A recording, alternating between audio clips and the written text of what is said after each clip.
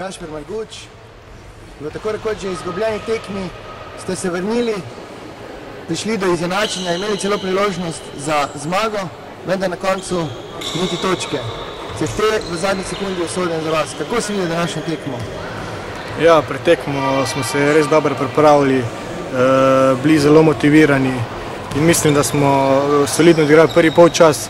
Na začetku drugega smo malce padli, zgrešili preveč čistih strelov, vendar pa na to zadnjih 10 minut dali res maksimum, Velenjčane dobili, izenačili in mislim, da danes smo si res zaslužili točko, ampak nažalost nam je Cehte v zadnji sekundi zadel in so zmagali tukaj pri nas. Danes je tudi dvorana Zlatorog bila v končnici tista prava, stara dvorana Zlatorog. Ali je tudi to pomagalo, da ste se vrnili? Ja, sigurno. Vsi navijači so ostali na noge, navijali za nas in to nas je sigurno poneslo.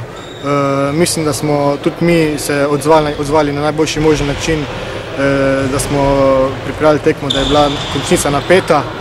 Nažalost se ni izkazalo na koncu izteklo po naših načrtih, ampak mislim, da navijači so lahko zadovoljni danes z nami in upam, da se bo vsaj v istem številu udeležili tekme v soboto.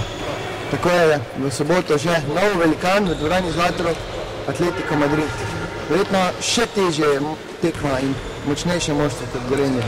Sigurno Atletico Madrid je višje rangirani klub kot Velenje in čaka nas sigurno še ena zelo težka tekma in upam, da nas bo prišlo dosti navijačev podpirati in mislim, da z njihovo pomočjo mogoče lahko jih tudi doma presenetimo.